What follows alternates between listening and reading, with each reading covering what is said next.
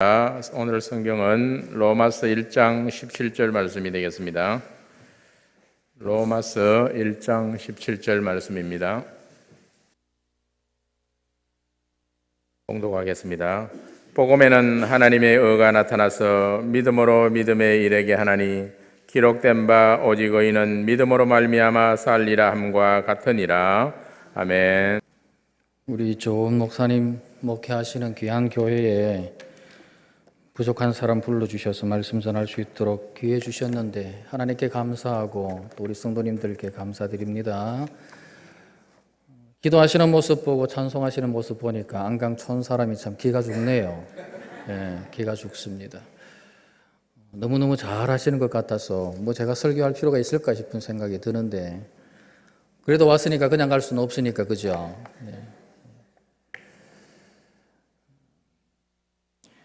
서울의 그 영락교회를 목회하시고 은퇴하신 이후에 소천하셨던 한경직 목사님 아마 우리 성도님들 잘 아실 거예요. 한경직 목사님이 은퇴하시고 남한산성에 거주하고 계실 때 당시에 쟁쟁했던 후배 목사님 여러분이 목사님을 찾아뵈었답니다. 찾아뵈어서 많은 담소를 나누다가 마지막 즈음 되어서 한 목사님이 목사님께 이런 부탁을 드렸어요. 목사님, 젊은 후배 목사님들에게 꼭 당부하고 싶은 말씀 한마디만 해주세요. 그렇게 당부를 드렸답니다. 그 당부를 들었던 한 목사님이 잠시 생각 후에 목사님들에게 한마디 이렇게 당부를 하셨대요. 목사님들 예수 잘 믿으세요. 그렇게 당부를 하셨답니다. 당시에 그래도 이름을 얘기하면 알 수 있을 쟁쟁한 목사님들인데 그 목사님들에게 꼭 당부하고 싶은 한마디 남기신 말씀이 목사님들 예수 잘 믿으세요 라는 말이었다는 거죠. 목사님이 왜 그런 말씀을 하셨을까 가만 생각해 보면 그 마음이 이해가 돼요. 목사라는 이름을 가졌다고 해서 예수 잘 믿는 게 아니니까. 그리고 예수 믿는 게 쉬워 보이지만 예수 잘 믿는 게 그리 쉬운 게 아니니까 목사님들 예수 잘 믿으세요. 그렇게 당부를 하셨지 싶습니다.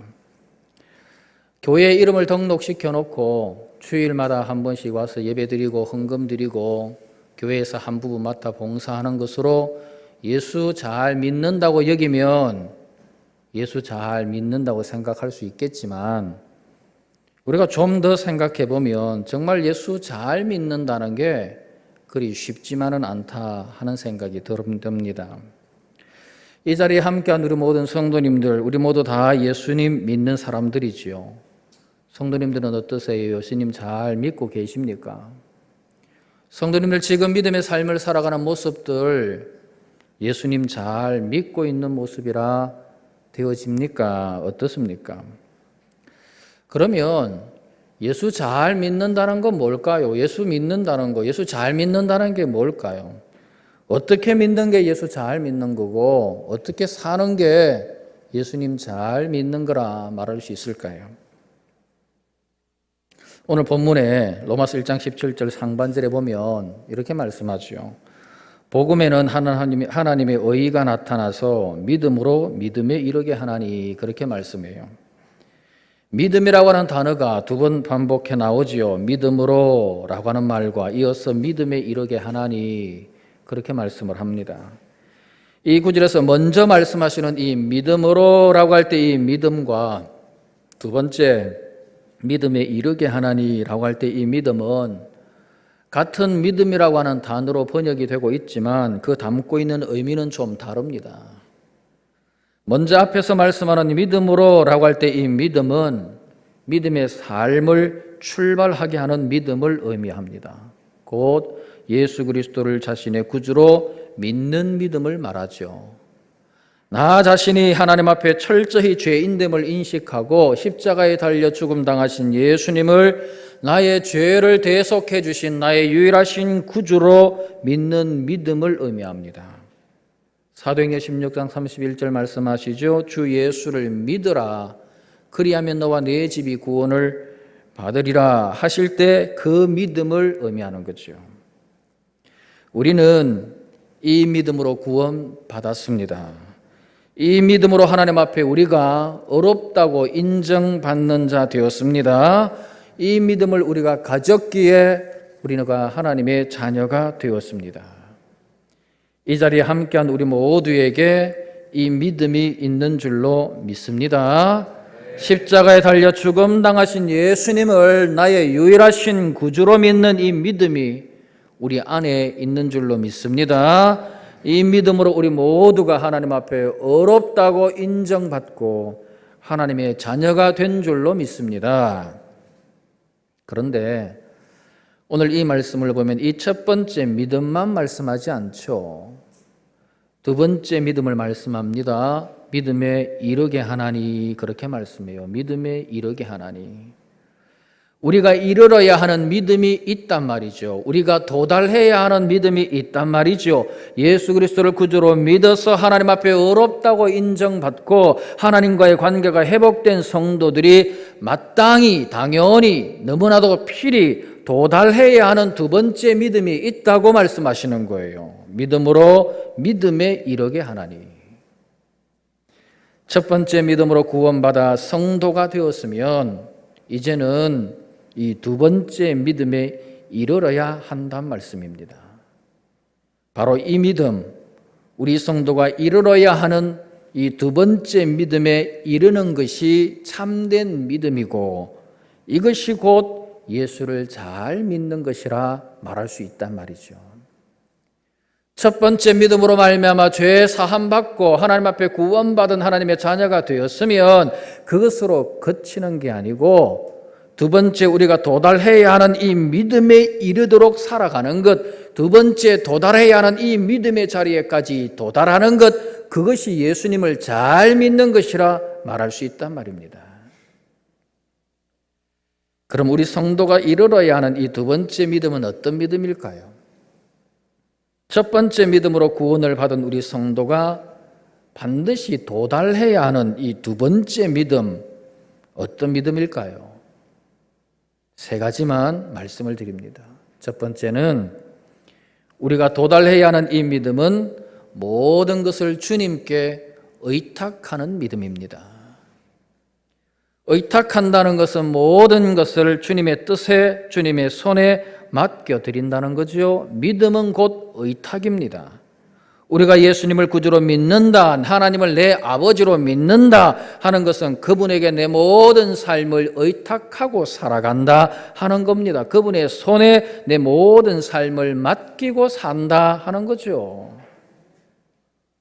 우리가 예수님을 주님으로 부르면서, 우리가 예수님을 믿는다고 하면서, 우리가 하나님을 내 아버지라고 고백하면서도 그분에게 내 삶을 맡겨드리지 않는다면 그것은 믿는 게 아니죠. 성도님들, 우리 자신이 주님에게 나의 모든 삶을 의탁하고 살아가는지 아니면 말로만 내가 주님을 믿는다고 말하는지 알 수 있는 한 가지가 있습니다. 바로 주님의 말씀에 순종하는지 여부를 보면 알 수 있어요. 예수님을 믿는다고 말하지만 그분의 뜻에 순종하기보단 여전히 내 생각대로, 내 의지대로, 내 고집대로 나 자신이 내 인생의 주인이 되어 살아간다면 그 사람 예수님 참으로 믿는 거 아닙니다. 진정으로 예수님을 믿는 참된 믿음의 사람은 자신의 삶을 주님께 온전히 맡겨드리고 그분에게 자신의 모든 것을 의탁하고 오직 주님의 뜻에 자신의 삶을 순종시키며 살아갑니다. 그것이 주님을 믿는 거예요. 믿는 거. 순종하는 자가요, 믿음의 사람이고 순종하는 만큼 믿는 겁니다. 순종하는 것이 예수님에게 자신의 모든 삶을 의탁하고 있음에 대한 증거가 되기 때문에 순종하는 것이 예수님을 잘 믿는 거예요. 창세기 22장에 나오는 아브라함의 모습 우리 성도님들 잘 아시죠? 하나님께서 아브라함에게 살아가는 너의 아들 독자 이삭을 번제로 바치라 하나님 말씀하셨잖아요. 아브라함은 이 말씀에 순종해서 사흘길을 갑니다. 그 사흘길을 갈 때 아브라함이 휘파람 불며 갔을까요? 아니요. 너무너무 가슴이 찢어지는 아픔을 안고 그 사흘길을 갔습니다.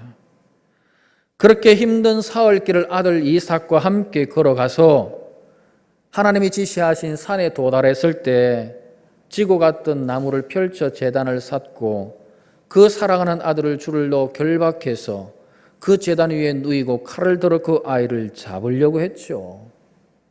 그때 하나님께서 하나님의 사자를 보내어 아브라함의 손을 부여 잡으시면서 말씀하시죠. 11절에 이 말씀이죠. 그 아이에게 내 손을 대지 말라. 그에게 아무 일도 하지 말라. 내가 내 아들 내 독자까지도 내게 아끼지 아니하였으니 내가 이제야 네가 하나님을 경외하는 줄 아노라. 그렇게 말씀해요. 내가 이제야 네가 하나님을 경외하는 줄 아노라. 하나님 그때 그렇게 말씀하세요. 아브라함이요 75세에 하나님께 부름받았습니다. 이때 이삭의 나이가 한 15세, 6세 되었을 텐데 40년간 하나님을 섬기며 살아왔던 아브라함입니다. 지난 40년 동안 하나님 섬기며 살아왔던 아브라함이었는데 그 아브라함에게 하나님 한 번도 이런 말씀하신 적 없어요. 네가 진짜 나를 경외하는 믿음의 사람인 것 내가 이제 알겠다. 이런 말씀하신 적 40년 동안 한 번도 없었어요. 그런데 하나님께서 그 아들 이삭을 번제로 드리려고 말씀에 온전히 순종하는 그 아브라함의 모습을 보시고 그때야 비로소 아브라함에게 말씀하는 거예요. 네가 이제 하나님을 경외하는 줄 내가 알겠다. 네가 이제 하나님을 경외하는 참된 믿음의 사람인 것을 내가 알겠다 말씀하시는 거예요.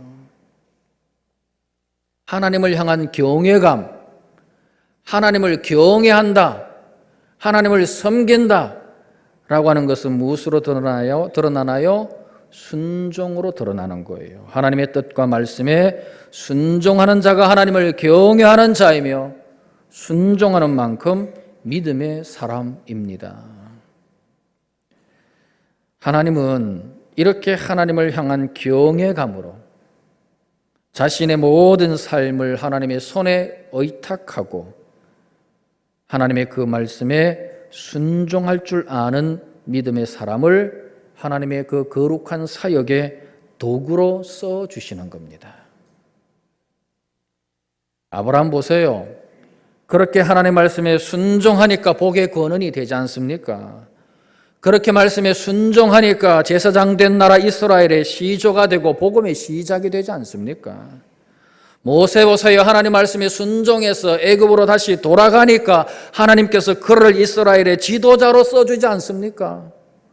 예수님의 모친 마리아도 한번 보세요.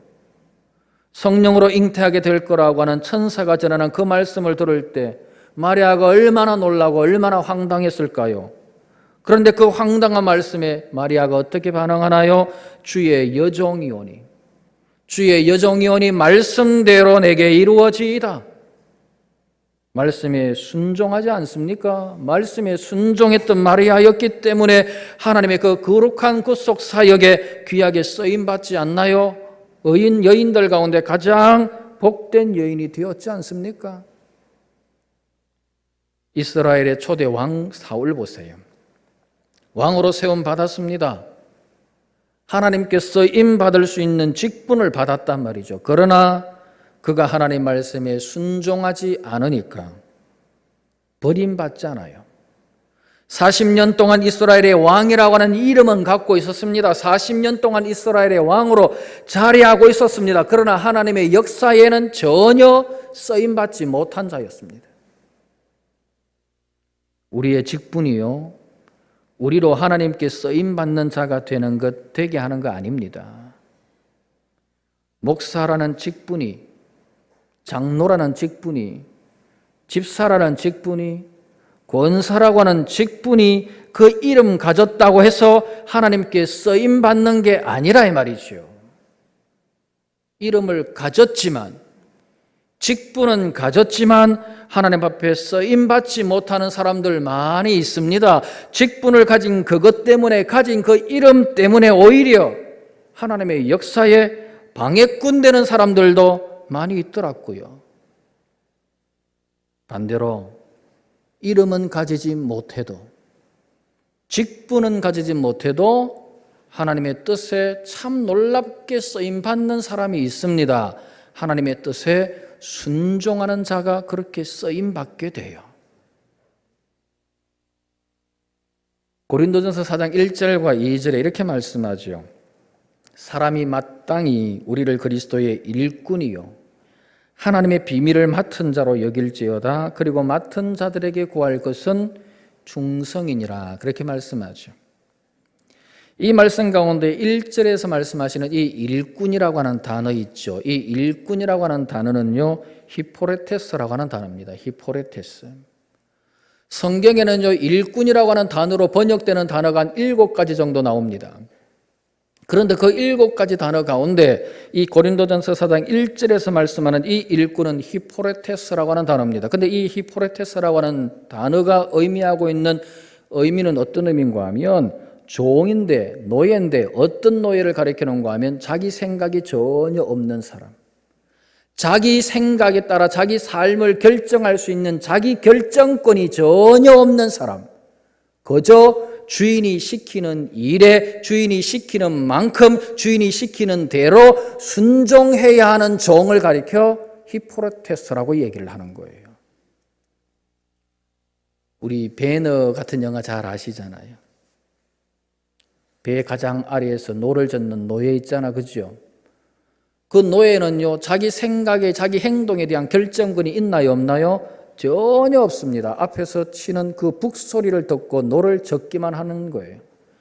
북소리가 빨라지면 빨리 짚고요, 젓고요, 천천히 치면 천천히 젓고요. 자기 행동에 대한 자기 결정권이 전혀 없는 거예요. 북소리에 맞춰서 노만 젓는 거예요. 그게 히포레테스예요. 사람이 마땅히 우리를 그리스도의 일꾼으로 여기라, 그렇게 말씀하죠. 재직들은 마땅히 자신을 주님의 뭐로 여기라고요? 히포레테스로 여기라 이 말입니다. 주님께서 말씀하시면, 주님께서 명하시면 그 말씀하시는 대로 말씀하시는 만큼만 순종하는 일꾼 되어야 한다 이 말이죠.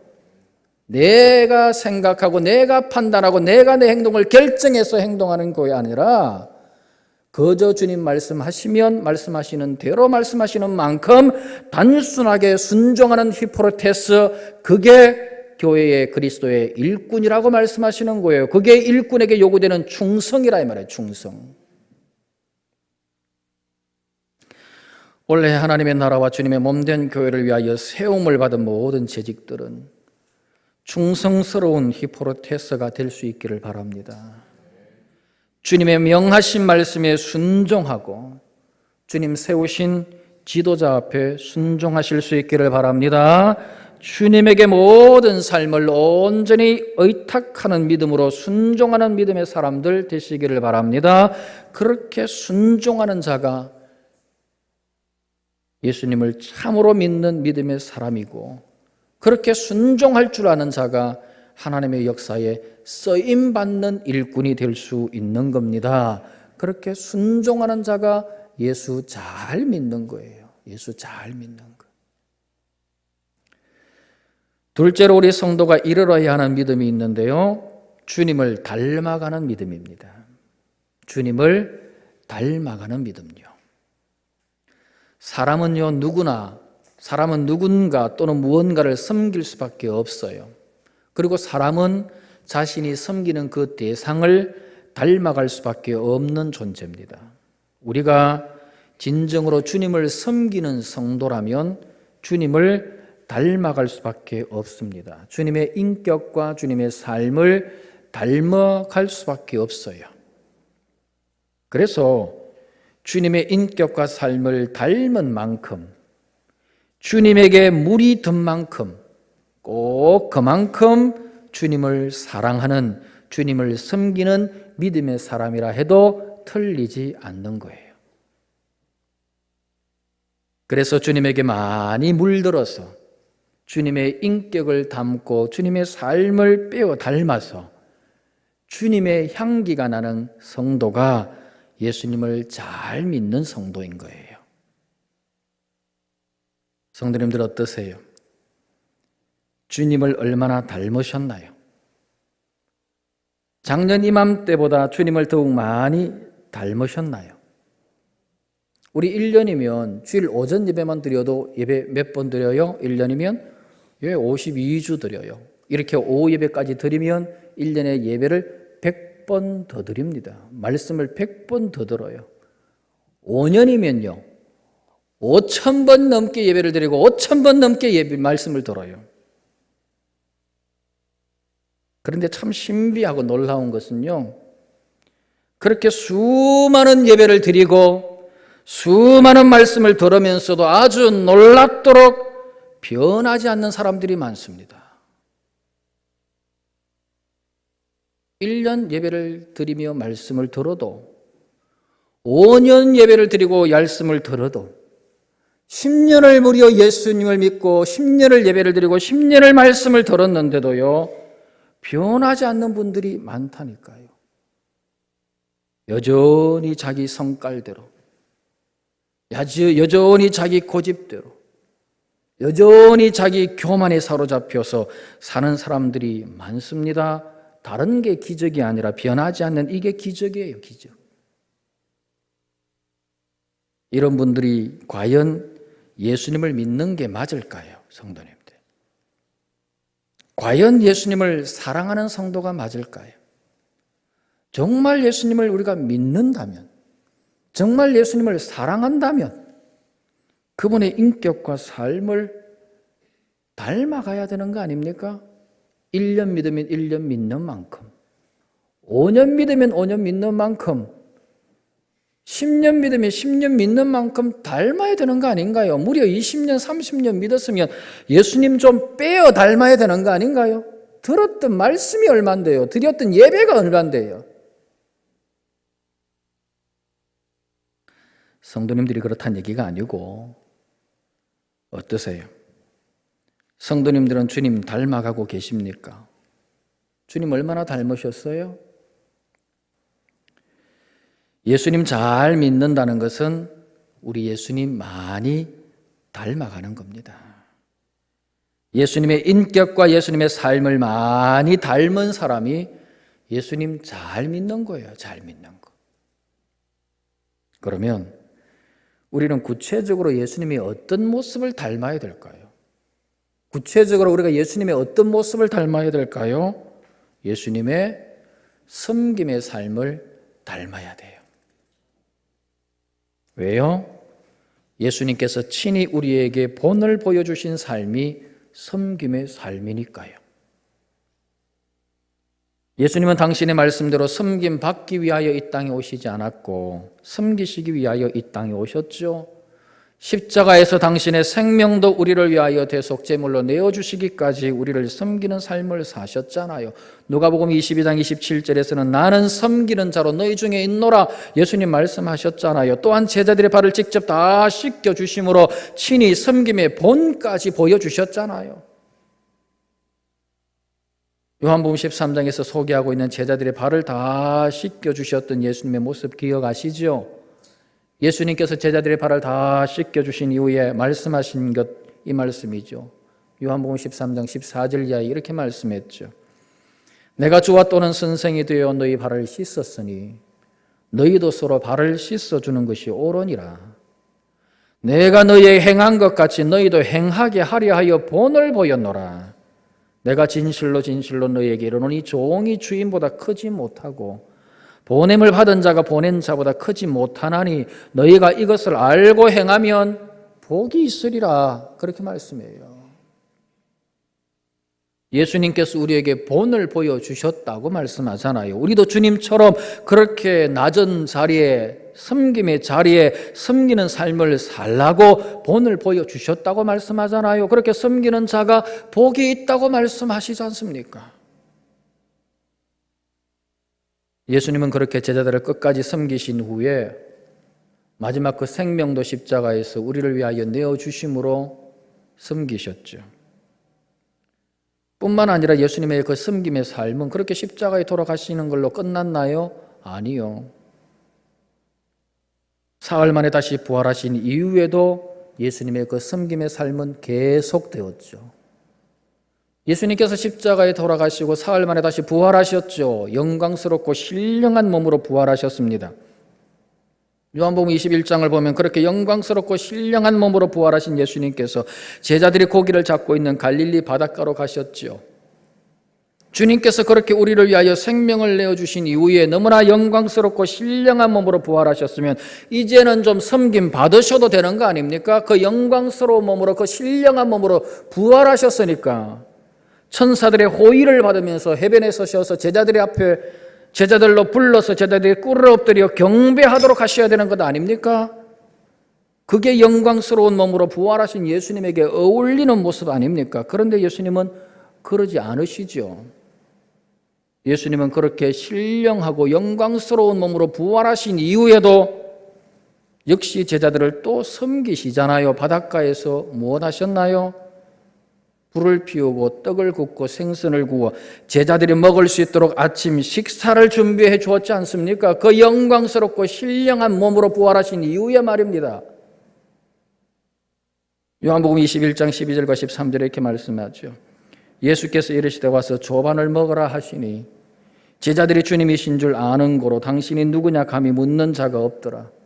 예수께서 가셔서 떡을 가져다가 그들에게 주시고 생선도 그와 같이 하시니라. 그렇게 말씀하죠. 우리 예수님 생명도 십자가에 내어주시도록 우리를 섬겨주셨는데 영광스럽고 신령한 몸으로 다시 부활하신 이후에도 또다시 제자들을 위하여 아침을 준비하십니다. 제자들을 또 섬기고 계시잖아요. 저는 개인적으로 이 말씀 볼 때 생각나는 일이 있습니다. 제가 안강에 오기 전에 부산에서 한 3년 정도 개척교회를 섬겼습니다. 그때 집사람이 위암 판정을 받고 위를 다 드러내는 수술을 했습니다. 그리고 항암 치료를 받았죠. 항암 치료를 받다 보니까 음식 냄새를 못 맡더라고요. 그래서 점심 때 성도들을 위해서 식사를 늘 준비했는데 반찬을 준비를 못하고 밥을 못해요. 냄새 때문에. 그래서 제가 주일 새벽에 새벽기도 혼자 끝내고 쌀을 씻어 밥을 했죠. 한 2, 3주 하다 보니까 마음에 좀 불평이 살 올라오더라고요. 하나님, 오늘 주일이라 바쁘고 예배도 드려야 되고 차량 운행도 해서 성도들도 태워와야 되고 설교도 해야 되는데 제가 이 새벽에 밥까지 해야 합니까? 그런 생각 들더라고요. 그런데 그 순간요, 이 말씀이 생각나더라고. 그래, 예수님도 그렇게 영광스럽고 신령한 몸으로 부활하셔서 제자들의 아침 식사를 준비했는데, 맞잖아, 그죠? 예수님도 제자들을 위하여 아침 밥을 지으셨는데 내가 성도들을 위하여 밥 못할 이유가 뭐가 있겠어요? 그래서 웃으면서 밥을 지었죠. 성도님들, 우리가 못할 게 뭐 있어요? 우리가 못할 게 뭐 있어요? 예수님이 우리를 위하여 친히 섬기는 자로 우리 가운데 계셨고 그 생명도 십자가에서 우리를 위하여 섬기겠다고 내어주셨고 그렇게 영광스럽고 신령한 몸으로 부활하신 이후에도 우리를 섬겨주셨다면 그분 믿고 그분 따르는 그리스도인 된 우리가 섬기지 못할 이유가 뭐가 있고 못할 일이 뭐 있냐 이 말이죠. 예수님이 제자들을 위하여 밥을 지었다면 우리는 더한 것도 할 수 있는 거 아닌가요? 세움받은 재직들 하나님께서 섬기라고 세워주신 줄로 믿습니다. 곁에 성도들 잘 섬겨주라고, 주님의 몸된 교회 잘 섬기라고 재직으로 세워주신 거예요. 종교개혁자 마틴 루터 이런 말 하지요. 그리스도의 사람은 모든 일에 있어서 섬기는 사환이며 동시에 모든 사람들에게 노예된 자들이다. 그렇게 말해요.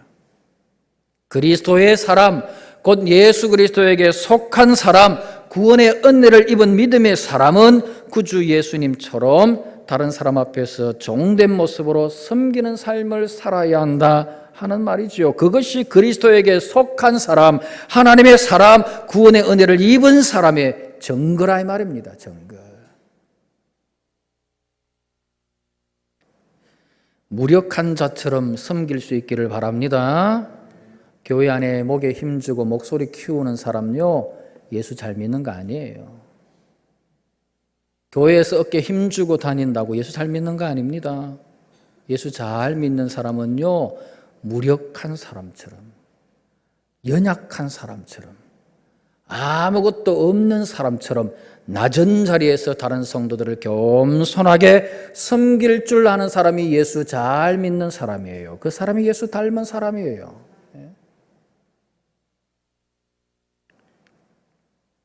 모든 성도님들이 주님처럼 곁에 성도들 잘 섬기는 믿음의 사람들, 그리스도의 사람들 다 되실 수 있기를 바랍니다.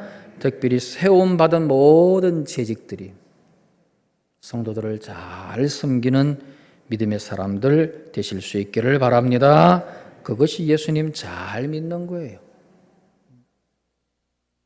마지막 세 번째로 예수님을 잘 믿는 것은요, 헌신하는 믿음이에요. 헌신하는 믿음. 누군가를 사랑하면요, 그 사랑의 대상을 위하여 헌신하게 돼요. 아들 녀석들에게요, 심부름 시키면 잘 안 합니다. 저기 마트 가서 뭐 하나 사오라 그러면 이 핑계 저 핑계 대고 안 합니다. 그런데 이런 아들 녀석들이요, 좋아하는 아가씨가 생기면요, 돈도 갖다 붓고요, 시간도 갖다 붓고요, 정성을 기울입니다. 왜 그래요? 사랑하니까 그러는 거예요. 사랑하니까. 사랑하면요, 그 사랑의 대상을 위하여 헌신하게 되는 거예요. 사랑하면 물질도 쏟고요, 마음도 쏟고요, 시간도 쏟고 드리게 되는 거예요. 헌신하게 되는 거예요. 사랑하면 사랑하는 만큼 헌신할 수밖에 없는 거예요. 그거는. 예수님 잘 믿는다는 거는요, 예수님을 사랑함으로 예수님을 위해서, 또 예수님 몸된 교회를 위해서 헌신하는 겁니다. 주님을 위해서 헌신하면 헌신하는 만큼 예수님 사랑하는 거고 예수님 잘 믿는 거예요. 세움받은 재직들은요, 자기 역할을 잘해야 됩니다. 장로님들은 장로님들의 역할을 잘해야 되고, 집사님들은 집사님들의 역할을 잘해야 되고, 권사님들은 권사님들의 역할을 잘해야 되고, 재직들은 재직들의 역할을, 구역장은 구역장의 역할을 잘해야 돼요. 이름을 갖고 있는 게 중요한 게 아니라 그 이름에 붙여진 역할을 잘해야 돼요. 그게 헌신하는 거예요. 간혹 보면 그런 사람이 있어요.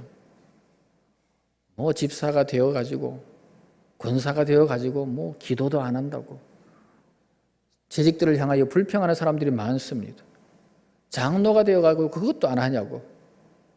그런 분들에게 꼭 해주고 싶은 말이 있지만 못하고 속으로 삼키는 말이 있습니다. 뭘까요? 니나 잘하세요. 니나도 좀 잘하세요. 각자 역할을 잘해야 돼요. 장로님들은 장로님의 역할을 잘하고, 집사님들은 집사님의 역할을 잘하고, 다른 사람 잘하네 못하네 보고 판단하고 말하고 할 필요 없는 거예요. 니나 잘하면 돼요. 니나 잘하면. 그런데 성도님들, 교회를 섬기는 일꾼들이 가장 먼저 헌신해야 할 게 뭘까요? 우리 재직들, 우리 성도님들이 교회를 위하여, 하나님의 나라를 위하여 물질로도 헌신해야 하고 시간들이 봉사하는 것으로 헌신해야 되겠지만, 우리 재직들과 성도들이 주님을 사랑하는 마음으로 주님을 위하여 헌신하고자 할 때 가장 먼저 우선해서 헌신해야 할 게 뭘까요? 가장 먼저 우선해서 헌신해야 할 게 뭘까요? 바로 기도입니다. 기도예요. 교회를 섬기는 모든 직분자들은 그 어떤 일보다도 가장 우선해서 하나님 앞에 엎드려 기도함으로 교회를 섬겨야 하는 겁니다. 교회에서 행하는 사역이라는 게 사람의 수고나 사람의 노력만으로 되어지는 게 아니잖아요. 하나님의 은혜가 없으면 안 되거든요. 하나님의 도우심이 없고 하나님의 역사가 없이는 아무것도 되어지지 않기 때문에 교회를 섬기는 일꾼들은 그 어떤 것보다 그 무엇보다 먼저 우선해서 하나님의 은혜와 도우심을 구하는 기도의 헌신함으로 교회를 섬길 수 있어야 되는 거예요. 예수님께서 매일 새벽 미명에 하루의 사역을 시작하시기 전에 한적한 곳에 나가서 먼저 기도하심으로 하루의 사역을 시작하셨던 것처럼 예수님 성천하신 이후에 사도들이 열흘간 죽기를 각오하고 기도한 후에 성령의 충만을 받고 나아가서 복음의 증인이 되었던 것처럼 사도 바울이 그렇게 바쁜 목회와 그렇게 바쁜 선교 활동 가운데에서도 기도의 삶을 절대로 겨치지 않았던 것처럼 교회를 섬기는 모든 직분자들은 그 어떤 일보다 먼저 열렬히 기도하는으로 교회를 섬길 수 있어야 되는 겁니다. 디모데후서 2장 1절 말씀 보면 사도 바울이 교회를 섬기는 일꾼된 영적인 아들 디모데에게 이렇게 권면하죠. 그러므로 내가 첫째로 권하노니 모든 사람을 위하여 간구와 기도와 도구와 감사를 하되, 그렇게 말씀해요. 그런데 이 구절에서 우리말 성경에 번역되지 않은 단어가 하나 있습니다. 그것은 판톤이라고 하는 단어인데, 이 판톤이라고 하는 말은 모든 것 중에 그 말입니다. 모든 것 중에. 그러니까 이 구절을 좀 더 원어의 의미에 가깝게 새롭게 번역을 하면 이런 말이 됩니다. 그러므로 나는 모든 것 중에 첫째로 권하노니 모든 사람을 위하여 간구와 기도와 도구와 감사를 하되, 그 말입니다. 이 구절에서 첫째로라고 하는 이 말씀은요, 시간적인 의미에서 처음이라고 하는 의미도 있지만 더욱 강한 의미는 그 중요성에 있어서 어뜸이라 말입니다. 중요성에 있어서 어뜸. 사도 바울은 지금 뭐가 모든 것 중에 첫째라고, 모든 것 중에 중요성에 있어서 어뜸이라고 말합니까? 기도를 말하는 거예요. 기도가 일꾼들이 교회를 섬기는 데 있어서 가장 첫째로 헌신해야 할 거라고 말하는 겁니다. 기도가 교회를 섬기는 데 있어서 그 중요도에 있어서 어뜸이 되기 때문에 그 무엇보다 먼저 기도에 헌신하는 일꾼 되라고 말씀하시는 거예요. 골로새서 4장 2절도 말씀하죠. 기도를 계속하고 기도에 감사함으로 깨어 있어라 말씀하지요.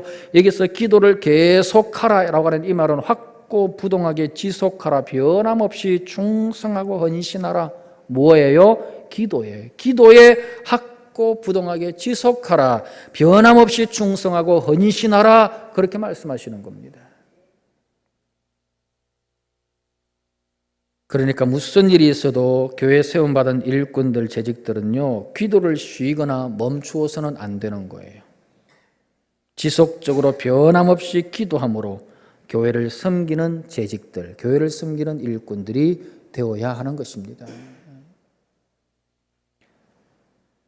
교회를 섬기도록 세움받은 일꾼들은 세움을 받은 직분을 따라 그 역할을 잘 해야 하고, 무엇보다 하나님 앞에 엎드려 열렬히 간절히 기도함으로 교회를 섬기는 일꾼들이 되어야 합니다. 성도님들, 무엇보다 기도에 헌신하는 일꾼들 되실 수 있기를 바랍니다. 주님의 몸된 교회 위에 하나님의 은혜가 끊임없이 강물처럼 부어지도록, 주의 몸된 교회 가운데 하나님의 차고 넘치는 풍성한 은혜가 강물처럼 끊임없이 부어지도록 언제나 하나님의 도우심과 하나님의 역사하심이 있는 교회가 될 수 있도록 교회를 위하여 늘 기도하는 우리 일꾼들이 다 되실 수 있기를 바랍니다. 성도님들, 예수님 잘 믿으십시다. 예수님 잘 믿는 것은 구주 예수님께 내 모든 삶을 다 의탁하고 그분의 말씀에 순종하며 사는 겁니다. 그렇게 순종하는 것이 예수님 잘 믿는 거고, 순종하는 자가 하나님의 일에 쓰임받는 일꾼 됩니다. 예수님 잘 믿는 것은 예수님 닮아가는 겁니다. 예수님의 섬김의 삶을 더욱 많이 닮아가십시다. 주님처럼 겸손한 모습으로 주님처럼 서로 낮은 자리에서 잘 섬기는 일꾼 되십시다. 예수님 잘 믿는 것은 예수님의 몸된 교회 위에 헌신하는 겁니다. 특별히 기도에 헌신하는 일꾼 되실 수 있기를 바랍니다.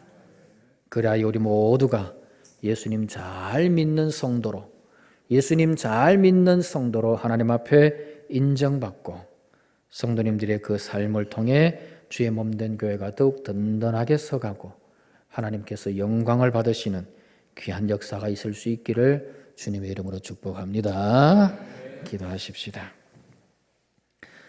사랑이 많으신 아버지 하나님 감사합니다. 저희들에게 믿음을 주셔서 구원받게 하시고 예수 믿는 자 되게 하시니 감사합니다. 하나님, 저희들 예수님 잘 믿는 자 되게 해 주옵소서. 진실로 예수님을 믿는 자 되게 해 주옵소서. 참된 믿음의 사람 다 되게 해 주옵소서. 우리 예수님께 내 모든 삶을 의탁하고 예수님의 뜻에, 예수님의 말씀에 온전히 순종하는 삶을 살아감으로 예수님의 그 사역에 귀하게 쓰임받는 모든 일꾼들 되게 해 주옵소서. 예수님의 그 겸손함과 섬김의 삶을 많이 빼어 담는 저희가 되게 해 주옵소서. 예수님처럼 겸손하게, 예수님처럼 낮은 자리에서 무력한 모습으로 잘 섬기는, 예수님 잘 믿는 우리 모두가 되게 해 주옵소서. 예수님을 위하여, 하나님의 나라와 몸된 교회를 위하여 헌신하는 것이 예수님 잘 믿는 것입니다. 사랑하는 예수님을 위하여 우리 자신 최선을 다하여 헌신할 수 있게 하시고 무엇보다 으뜸이 되는 기도에 헌신하는 일꾼들이 다 되게 해 주옵소서. 그리하여 참으로 주의 몸된 교회가 하나님 앞에 든든하게 서가고 모든 재직들이 하나님 앞에 예수님 잘 믿는 재직들로 인정받고 칭찬 듣게 해 주옵소서. 예수님의 이름으로 기도하옵나이다. 아멘.